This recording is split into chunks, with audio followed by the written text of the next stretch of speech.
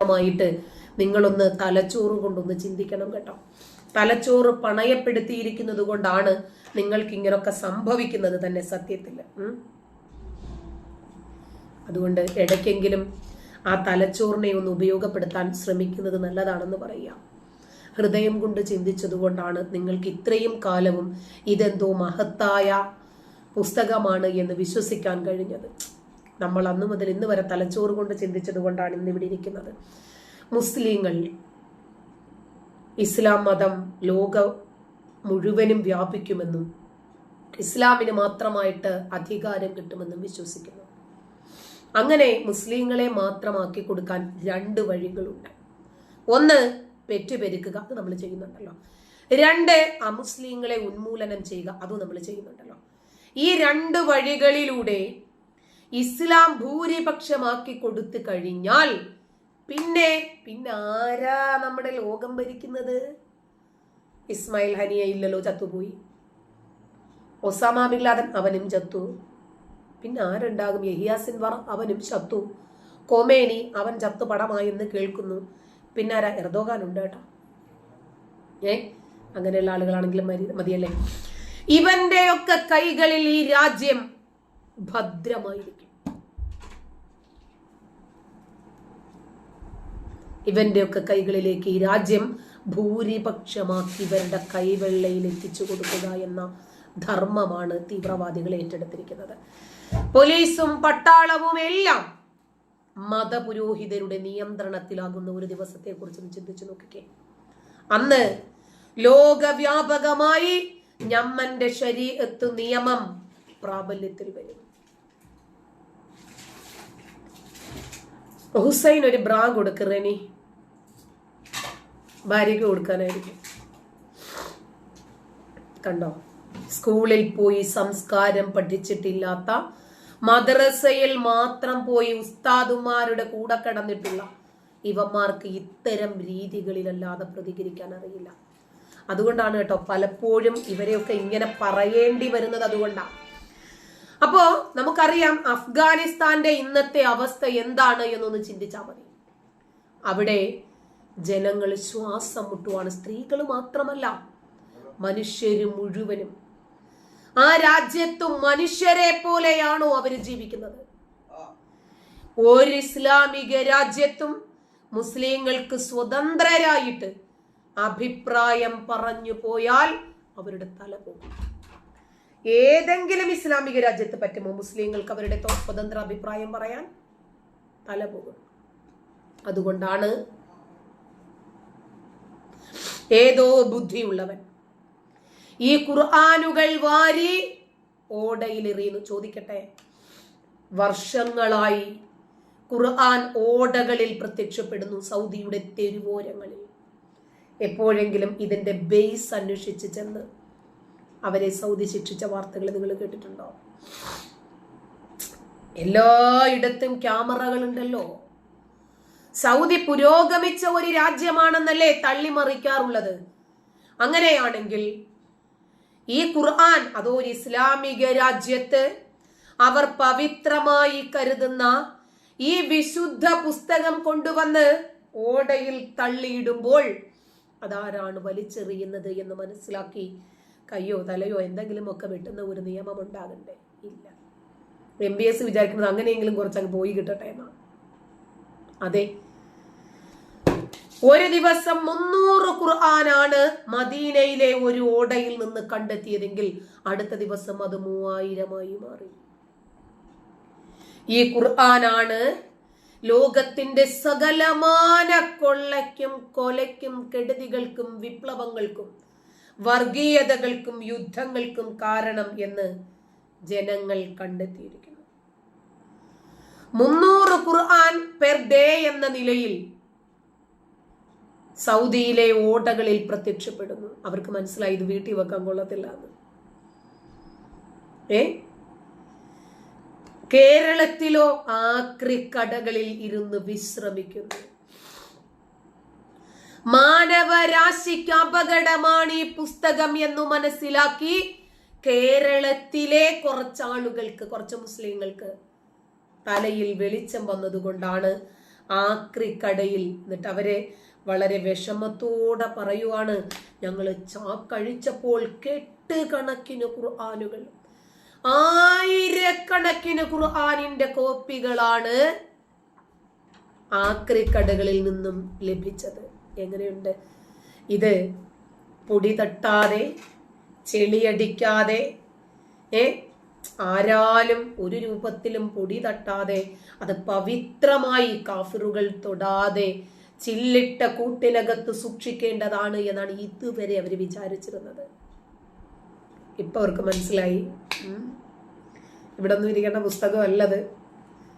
ശരിയായ ഖുർആനിന്റെ സ്ഥാനം എവിടെയായിരിക്കണം എന്ന് മലയാളികൾ മനസ്സിലാക്കിയതിൽ സന്തോഷമുണ്ട്, വളരെ സന്തോഷം.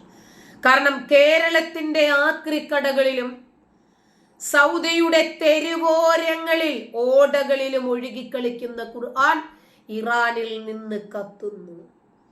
യൂറോപ്യൻ രാജ്യങ്ങളിൽ എംബസികൾക്ക് മുന്നിൽ കൂട്ടിയിട്ട് ഖുർആൻ കത്തിക്കുന്ന ഒരു രീതി. കാരണം ഇതാണ് ജനങ്ങളെ പരസ്പരം ഭിന്നിപ്പിക്കുന്നത്, പരസ്പരം തമ്മിലടിപ്പിക്കുന്ന, രക്തം ചിന്തിക്കുന്ന, ലോകത്ത് ശത്രുക്കളെ ഉൽപ്പാദിപ്പിക്കുന്ന ഗ്രന്ഥം ഇതാണ് എന്ന് മനസ്സിലാക്കിയിരിക്കുന്നു ജനങ്ങൾ. സൗദിയിലെ ഓടയിൽ കളയാൻ തുടങ്ങിയ ഖുർആൻ ഇറാനിൽ 5000 പള്ളികളാണ് 2022 മാത്രം പൂട്ടപ്പെട്ടത്. 2022 എന്താണ് സംഭവിച്ചതെന്ന് അറിയില്ലേ? മഹ്സ അമിനിയുടെ വിഷയം. അതോടെ 3000 പള്ളികൾക്ക് പൂട്ടുവീണു. മഹ്സ അമിനിയുടെ ഹിജാബ് നേരാംവണ്ണമായിരുന്നില്ലത്രേ മറച്ചത്. കുറച്ച് തലമുടി പുറത്ത് കണ്ടപ്പോൾ ആർക്കൊക്കെയോ ഇളക്കം തട്ടിയെന്ന്. അങ്ങനെ അവര് മഹ്സ അമിനി എന്ന പെണ്ണിനെ പിടിച്ചു കൊണ്ടുപോയി മൂക്ക് മുറിച്ചും മുടി മുറിച്ചും വേറെ എന്തൊക്കെ മുറിച്ചെന്നറിയില്ല, അടിവയറ്റിൽ ചവിട്ടിയും സദാചാരം പഠിപ്പിക്കുന്ന അദബ് റൂമിലിട്ട് അടിച്ചു കൊന്നപ്പോൾ ജനങ്ങൾ തെരുവിലിറങ്ങി. അവർ ഖുർആനുകൾ കൂട്ടിയിട്ട് കത്തിച്ചു, ഹിജാബുകളും പർദ്ദകളും കൂട്ടിയിട്ട് കത്തിച്ചു.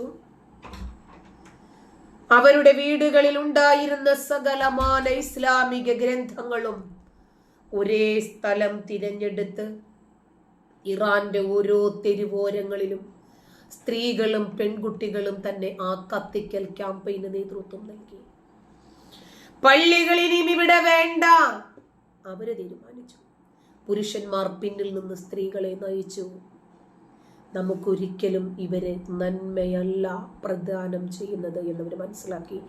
അങ്ങനെ 2022 മാത്രം 50,000 പള്ളികൾ. 5 ലക്ഷം ഞാൻ മുമ്പ് പറഞ്ഞു പോയോ? അല്ലല്ലോ, 5000 എന്ന് പറഞ്ഞു, 50,000 ആണ് കേട്ടോ. 50,000 പള്ളികളാണ് 2022 മാത്രം ഇറാന് പൂട്ടിട്ടത്. എന്ത് മനസ്സിലായി? അവിടുത്തെ ജനങ്ങൾ ചിന്തിച്ചു തുടങ്ങിയെന്ന്. ഇസ്ലാം ആദ്യം തകരുന്നത് സൗദിയിൽ നിന്നും ഇറാനിൽ നിന്നുമൊക്കെ ആയിരിക്കുമെന്ന് പറയാൻ എന്താ കാരണം? മുഹമ്മദ് നബി, ഖദീജ, അബൂബക്കർ, ഉമർ, ഉസ്മാൻ, അലി, ഇവരുടെയൊക്കെ ശവങ്ങൾ എവിടെയാണെന്നറിയാമോ? ശവകുടീരങ്ങൾ എവിടെയാണെന്നറിയാമോ? സൗദിയിലാണ്. അതുകൊണ്ടാണ് സൗദിയിൽ നിന്ന് തന്നെ ഇസ്ലാമിൻ്റെ പതനം തുടങ്ങുമെന്ന് പറയാൻ കാരണം. സൗദിയിലാണ് ഇസ്ലാമിൻ്റെ ഒടുക്കം. കാരണം ഇവരുടെയൊക്കെ ശവകുടീരങ്ങൾ ഇന്നുണ്ടോ? എടുപ്പുകളായി. ഇവിടത്തെ പോലെ അവര് കോൺക്രീറ്റ് ഇട്ട് കെട്ടിടങ്ങൾ ഉണ്ടാക്കി വെച്ച് അതിനകത്ത് ആരാധനകൾ അർപ്പിക്കാൻ, വെളിച്ചെണ്ണ ഒഴിച്ചും പൂവിട്ടും പ്രാർത്ഥിക്കാൻ, ചന്ദനത്തിരി കത്തിക്കാൻ, പഴക്കൊല കൊണ്ടുപോയി കെട്ടിത്തൂക്കാൻ, കുട്ടികളില്ലാത്തവർ തൊട്ടില് കെട്ടിത്തൂക്കി പ്രാർത്ഥിക്കാൻ അവിടെ ആരെങ്കിലും പോകാറുണ്ടോ? ഇല്ല. MBS എന്നറിയപ്പെടുന്ന നവോത്ഥാന നായകൻ, ലോകത്തിന്റെ നവോത്ഥാന നായകൻ ആ കബറുകളൊക്കെ ഇടിച്ചു നിരത്തി. എന്നിട്ട് ജനങ്ങൾക്ക് വേണ്ടത് കക്കൂസാണെന്ന് മനസ്സിലാക്കി. കക്കൂസ് പൊതു കക്കൂസുകളാണ് കേട്ടോ. ലൈബ്രറികള്, ഹോട്ടലുകള്, ഇതൊക്കെ ആക്കി അങ്ങോട്ട് മാറ്റി. ജനങ്ങൾക്കൊന്ന് വന്നിരിക്കാനുള്ള പാർക്കുകളാക്കി, ജനങ്ങൾക്ക് ചികിത്സിക്കാനുള്ള ആലയങ്ങളാക്കി, ആശുപത്രികളാക്കി, ആതുരാലയങ്ങളാക്കിയൊക്കെ മാറ്റി. ഈ സംഭവം കേരളത്തിലെ മുസ്ലിങ്ങൾ അറിഞ്ഞിട്ടുണ്ടോ? അറിഞ്ഞിട്ടില്ലെങ്കിൽ സൗദിയുടെ വെബ്സൈറ്റ് ഒന്ന് പരിശോധിക്കുക. നിങ്ങൾക്കിത് മദ്രസയിൽ എന്താണെങ്കിലും കിട്ടത്തില്ല കേട്ടോ. സൗദി വെബ്സൈറ്റിൽ നിങ്ങളൊന്ന് പരിശോധിച്ചാൽ മതി ഇത് ശരിയാണോ എന്ന്. ഇവരുടെയൊക്കെ ശവകുടീരങ്ങളിൽ ഇന്ന് ആരെങ്കിലും അവിടെ പോയി പ്രാർത്ഥിക്കും? നിങ്ങൾക്കത് കാണാൻ പറ്റുന്നുണ്ടോ എന്ന് നോക്കി. ഇവിടെ CM മടവൂർ ഔലിയയുടെ കബറുണ്ടെന്ന് പറഞ്ഞിട്ട് അതിനകത്ത് പോയിട്ട് മുട്ടിപ്പായി പ്രാർത്ഥിക്കുന്ന ആളുകൾ. ലോകം മൊത്തവും ജാറങ്ങള്. കേരളത്തിൽ എവിടെ തിരിഞ്ഞൊന്നു നോക്കിയാലും അവിടെ എല്ലാം ചത്ത മുറിയന്മാർ മാത്രമെന്ന് മാറ്റിപ്പാടേണ്ടിയിരിക്കുന്നു. അവിടെ എല്ലാം മുറിയന്മാരുടെ, ചത്തുപോയ മുറിയന്മാരുടെ ശവകുടീരങ്ങളും ആ ചത്തുപോയ മുറിയന്മാരുടെ അമാനുഷിക സിദ്ധികളുമാണ്. എന്നിട്ടും അതെ, ഇസ്ലാം വളരുന്നു എന്നതാണ് ആകെ ഒരു സമാധാനം. അതെ അതെ, ഇസ്ലാം എങ്ങനെ വളരുന്നു അത്ര കണ്ട് അത് തളരുന്നു എന്ന് മനസ്സിലാക്കാൻ നിങ്ങൾക്കിനി എന്നാ പറ്റുക? അരിയും